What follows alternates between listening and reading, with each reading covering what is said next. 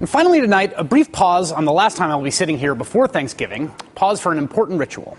It's obviously been a strange and in many ways disheartening political season. It's our job here to document and illuminate and sometimes fulminate against the entire rogues gallery of actors in our political drama whose extremism and obstruction threaten the welfare of so many both at home and abroad. But I want to pause here because we're approaching the eve of my favorite holiday, probably a lot of Americans' favorite holiday. There's something both humbling and life-affirming about the simple act of looking around and saying thanks. Just, thanks. So, I'm thankful for civil servants, for government workers like officials and teachers who keep teaching in ever more crowded classrooms, and police officers on the beat keeping communities safe, and firefighters who run towards burning buildings as the rest of us are running out. May the chattering classes finally stop saying you're paid too much.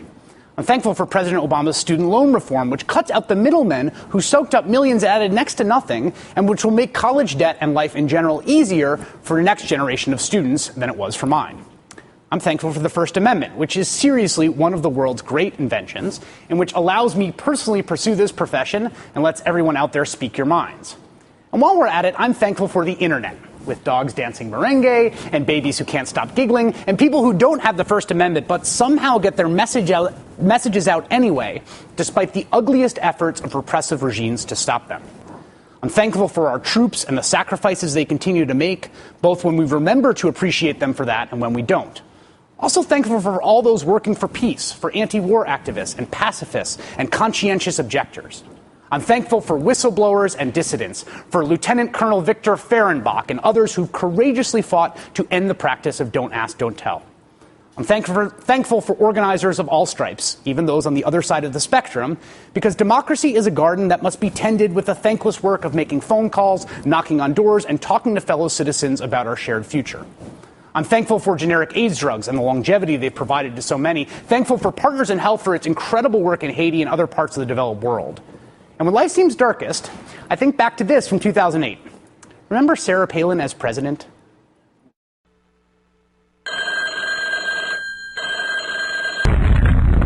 Uh-oh.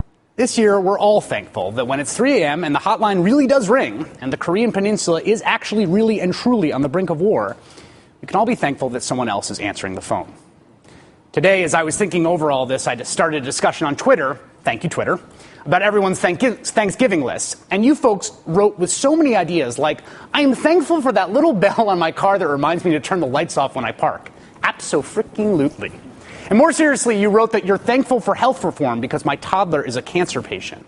And from the post-college set, thanks for being able to stay on my parents' health insurance for another 3 years. You told us you're thankful for public transit, like buses and trains, and you're thankful for highways, of course. You said you're thankful for the obvious absurdity of Sharon Angle and Christine O'Donnell, who, thank goodness, didn't win. You wrote you're grateful for the people in your lives and for that manatee who nosed up to you in Florida. For being able to say to your 9-year-old daughter, yes, he did win. He really did.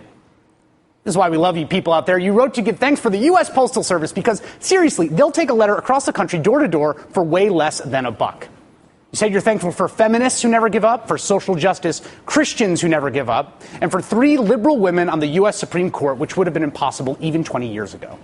And that Bristol Palin's turn on Dancing with the Stars is over, so now someone else gets a chance. For the better of humankind, I guess you could say we're all thankful for the ground gained in increments large and small, for any and all progress towards a better America and world, and for the chance to keep working at it together. Also, for that little bell on our cars that reminds us to turn the lights off when we park. Man, I really, really need that. Happy holiday. That does it for us tonight. You can read more of my work at thenation.com. You can follow me on Twitter, username Chris L. Hayes.